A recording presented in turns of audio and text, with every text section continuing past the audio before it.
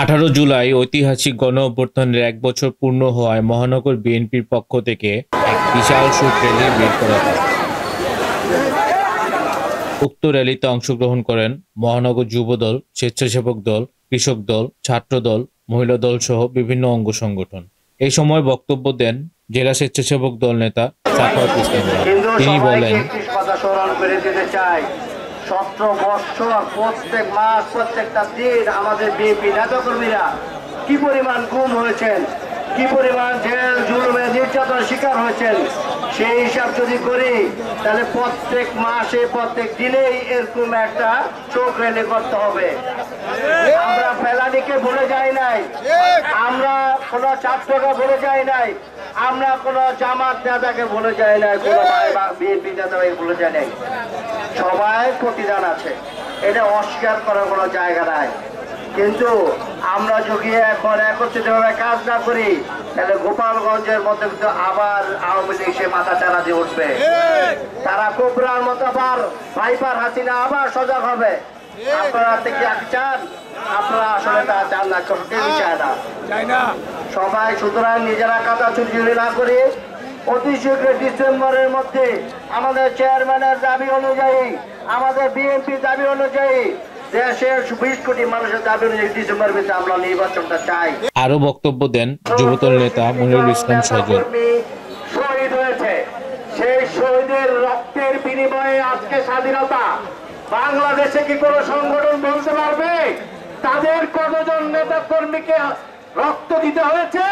তারা পারবে না, কারণ বাকি যারা মারা গিয়েছেন তারা এদেশের সাধারণ নাগরিক এবং যারা দেশ নেত্রী বেগম খালেদা জিয়া এবং তারুণ্যের যে অহংকার আমাদের তারেক রহমান সাহেবের নির্দেশে এদেশের সমস্ত আপামর জনসাধারণ এই ফ্যাসিবাদী সরকারকে উৎখাত করার জন্য রাজপথে জীবন দিয়েছে।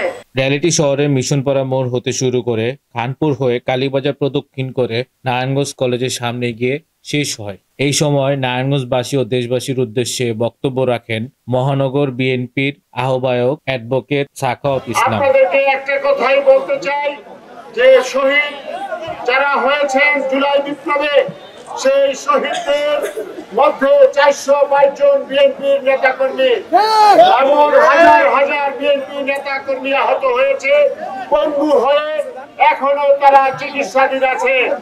এই অবস্থায় আমরা বলতে চাই, অনেকে এই জুলাই বিপ্লবে নিজেদের ফসল হিসাবে আজকে তারা নিজেদেরকে দাবি করতে চায়।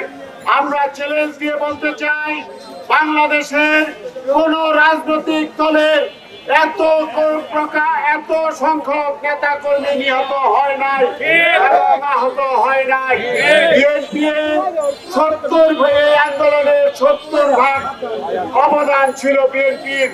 আজকে এই সুন্দর একটি অনুষ্ঠান করেছেন এবং একটা কথা বলতে চাই, আজকে ইসলামী ঐক্যজোট, জামাতে ইসলামী এবং এনসিপি আপনারা আন্দোলনে ইসলামী শাসনতন্ত্র আন্দোলন, আপনারা ওই জুলাই বিপ্লবে আমাদের সহশক্তি হিসেবে কাজ করেছেন।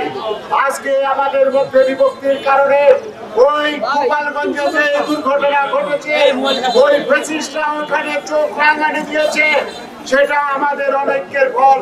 তাই আসুন আজকে আমরা সবাই এই শপথ গ্রহণ করে যারা আমরা বিপ্লব করেছি সবাই ঐক্যবদ্ধ থেকে ওই ফ্যাসিস্টদের চোখ রাঙানি বন্ধ করবো। ওই গোপালগঞ্জের মতো কোন বাংলাদেশের আর কোন জেলায় যাতে ওই ফ্যাসিস্টরা কোন চোখ রাঙানি দিতে না পারে।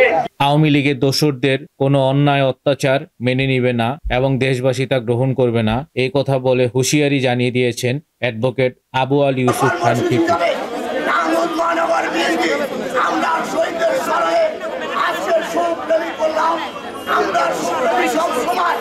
আমরা চাষারা